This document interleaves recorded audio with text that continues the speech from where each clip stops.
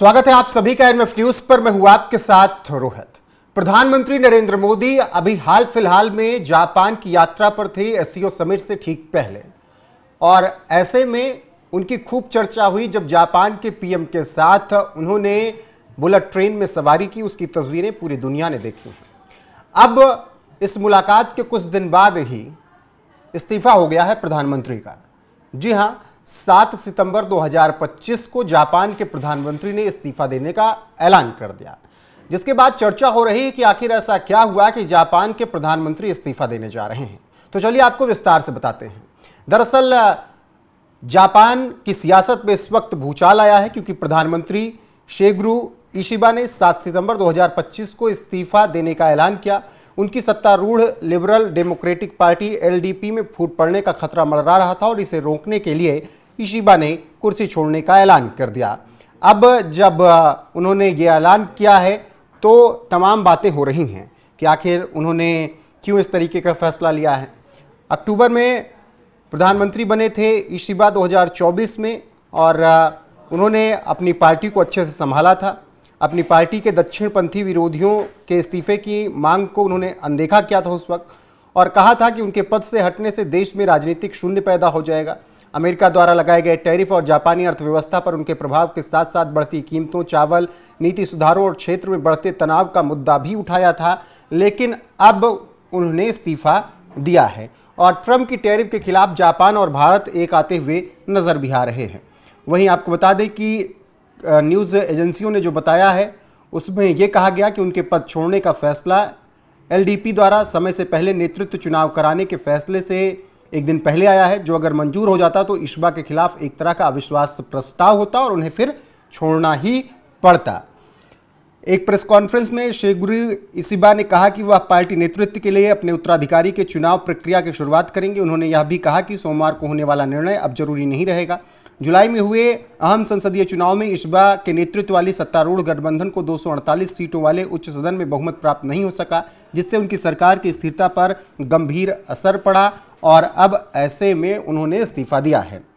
वहीं एक रिपोर्ट ये बताती है कि इशिबा ने सोमवार को पार्टी वोटिंग से पहले कृषि मंत्री शिंजिरो कोइजुमी और पूर्व प्रधानमंत्री योशिहिदे सुगा के साथ बैठक की। माना गया कि इन नेताओं ने इस्तीफा देने की सलाह दी थी और इसी के बाद जापान के प्रधानमंत्री ने इस्तीफा दिया है। अब बड़ा सवाल यह है कि कौन होगा आगे जापान का प्रधानमंत्री। तमाम नामों को लेकर चर्चा हो रही है और देखना होगा कि किसको बनाया जाता है प्रधानमंत्री।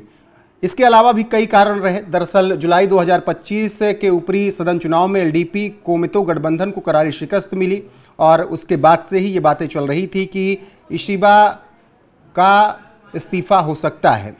अमेरिकी टैरिफ का डर भी बताया गया। डोनाल्ड ट्रंप ने 15% टैरिफ लगाई थी। जापान ऑटो इंडस्ट्री को इसने चिंता में डाल दिया था और कहा जा रहा था कि इस बात को लेकर चर्चा हो रही थी कि इशिबा ट्रंप को जवाब दें। महंगाई और आर्थिक दबाव ने भी इशिबा को इस्तीफा देने के लिए मजबूर किया। बढ़ती कीमतों और आर्थिक ठहराव से जनता में नाराजगी थी, और जनता की नाराजगी को समझते हुए शायद इशिबा ने इस्तीफा दिया। पूर्व पीएम फुमियो किशिदा के कार्यकाल में फंडिंग स्कैंडल ने पार्टी की छवि खराब की थी और अब उसकी चर्चा बहुत ज़्यादा होने लगी थी।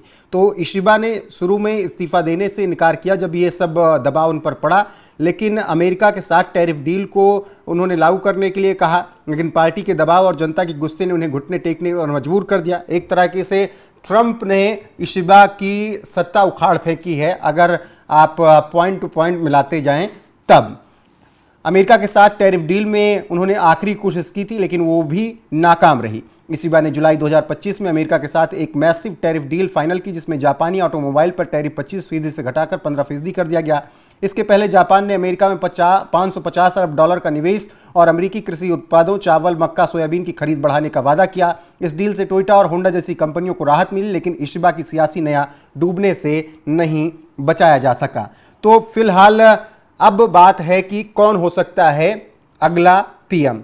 सना तकाजी पूर्व आर्थिक सुरक्षा मंत्री, दक्षिणपंथी नेता, लेकिन उनकी हॉकिंस नीतियां विवादास्पद हैं।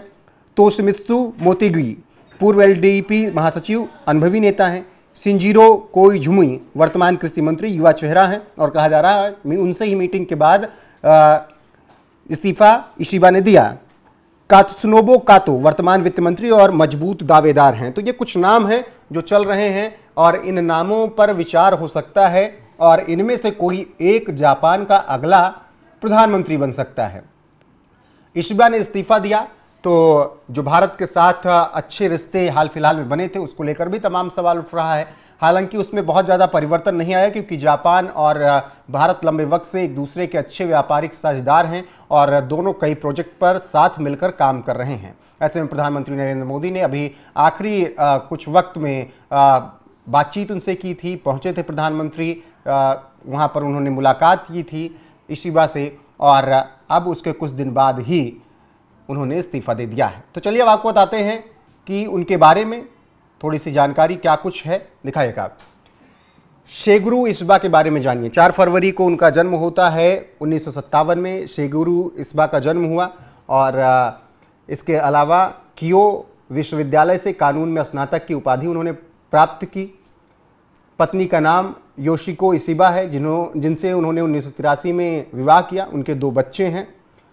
इसके अलावा उनके पिता यानी शिगेरू इशिबा के पिता जीरो इशिबा तोतोरी प्रांत के गवर्नर और सीनेट के सदस्य रह चुके हैं, यानी राजनीतिक परिवार रहा है और वो लिबरल डेमोक्रेटिक पार्टी यानी एलडीपी के सदस्य हैं और अभी तक वो सत्ता संभाल रहे थे। इशिबा को रक्षा नीति विशेषज्ञ माना जाता है और उन्होंने इससे पहले बहुत काम किए थे मंत्री के तौर पर। जापान के कृषि, वानिकी और मत्स्य पालन मंत्री 2008 से 9 तक रहे। जापान के रक्षा मंत्री 2007 से 8 के तक रहे और उन्होंने ये जिम्मेदारियां भी इससे पहले निभाई। वो 2024 से जापान के प्रधानमंत्री हैं। 7 सितंबर 2025 को उन्होंने इस्तीफा देने का ऐलान कर दिया है। तो शिगेरू इशिबा के बारे में ये जानकारी रही। अब देखना होगा कि जापान का अगला प्रधानमंत्री कौन बनता है। अब जो नाम लगातार चल रहे थे उस पर हमने चर्चा की है और इशिबा का कैसे यहाँ पर सत्ता से उनको जाना पड़ा उस पर भी बात की है क्योंकि इशिबा अमेरिका के साथ जो नीतियां थी उनको लेकर उनका तमाम विरोध होने लगा था और ऐसे में इशिबा को अपनी कुर्सी छोड़नी ही पड़ी है। शिगेरू इशिबा की पीएम कुर्सी जुलाई 2025 की चुनावी हार और एलडीपी में बगावत के चलते डगमगा गई। पीएम मोदी के साथ उनकी मुलाकात और भारत जापान के बीच 10 ट्रिलियन येन के निवेश की डील भले ही चर्चा में रही लेकिन सियासी दबाव ने उन्हें इस्तीफा देने पर मजबूर कर दिया। अब एलडीपी में नया नेता चुनने की जंग शुरू हो गई है। सवाल यह है कि क्या जापान का नया पीएम भारत के साथ रिश्तों को उतनी ही मजबूती देगा या ये डील्स अधर में लटक जाएंगे। बहरहाल देखना होगा कि आगे क्या कुछ होता है, लेकिन अभी जिस तरीके से माहौल बना हुआ है, भारत को लेकर तमाम बातें हो रही हैं कि जो भारत ने अभी प्रधानमंत्री नरेंद्र मोदी के दौरे के दौरान इतनी बड़ी डील की 10 ट्रिलियन को लेकर, क्या वो डील आगे नए प्रधानमंत्री के साथ जारी रहती है या फिर कैंसिल कर दी जाती है। जो होगा आप तक जरूर अपडेट पहुंचाएंगे। अभी के लिए बस इतना ही। बने रहिए हमारे साथ लगातार। देश और दुनिया की हर एक अपडेट आपको यहाँ पर मिलेगी। नमस्कार।